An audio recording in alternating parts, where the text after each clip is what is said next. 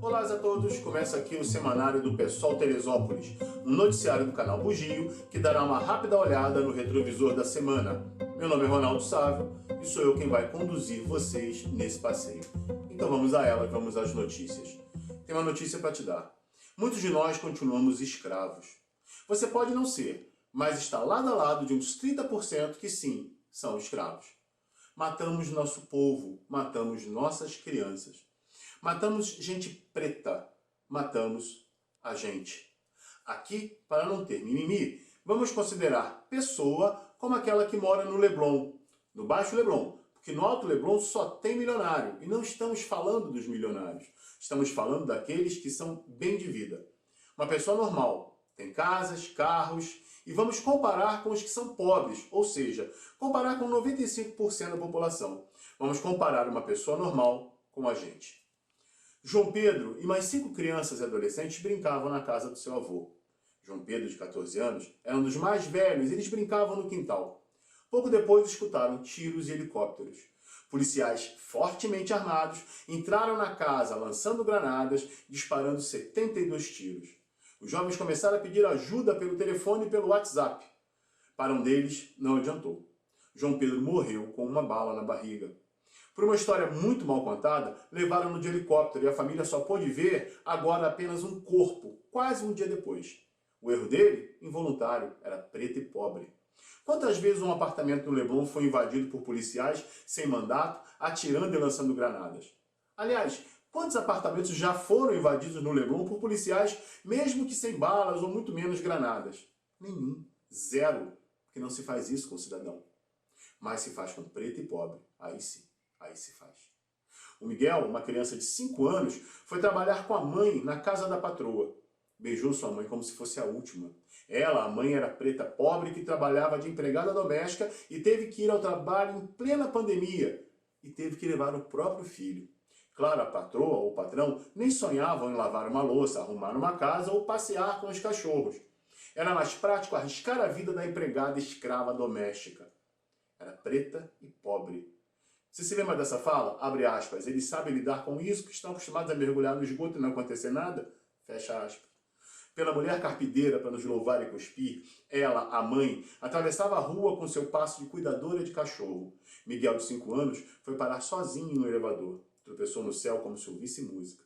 Do 9º andar, flutuou no ar como se fosse sábado e acabou no chão, feito uma criança que ainda respirou por mais alguns segundos antes de falecer. Miguel foi embora. A patroa pagou 20 mil reais de fiança e foi embora da delegacia. E está em liberdade. Deixo com vocês uma questão. Imagine se fosse ao contrário. Preto e pobre importa pouco ou quase nada. Nesse país que foi o último a abolir a escravatura, gente preta e pobre pode morrer à vontade. E daí? A economia tem que voltar, independente se já morreram mais de 30 mil e somos o país que alcançou a marca de maior número de mortes por dia. Bom, isso é o destino. Destino de quem continua escravizado, de quem continua preto e pobre. E ainda, 30% dos nossos apoiam esse massacre contra nós, o povo. Isso aconteceu na senzala, era a figura do capitão do mato. Pretos que caçavam pretos para devolver aos brancos. Tem muito desses caras ainda entre a gente. Falar de Covid-19 em Teresópolis, nós não conseguimos parar o avanço da contaminação. O lockdown parcial não funcionou e os números demonstram que a contaminação continua a avançar. Agora passamos de 1.000 casos, 38 mortes e o governo municipal ainda inerte diante da pressão dos empresários e pessoas das classes mais abastadas do município. Vejam esse gráfico. Em pouco tempo, em pouco mais de um mês, a curva de contágio subiu quase 570% e o de mortes 950%. A lógica imunda por parte dessas pessoas é que a economia não pode parar e que isso irá matar mais do que a Covid. Mas de onde tiraram essa lógica? Onde viram isso? Tem algum gráfico que mostre isso? O mundo todo considera que a queda na economia irá acontecer e que deve-se então se preparar para isso. Mas se preparar significa auxílio do governo para as pessoas e empresas. E não foi só a Irlanda e a Espanha, mas países como a nossa vizinha Argentina, tão pobre quanto nós, tomaram essas medidas. Esses auxílios são de diminuição de impostos, dinheiro na conta e comida na mesa, cestas básicas diretas e taxação de grandes fortunas. Por que não fazemos o mesmo?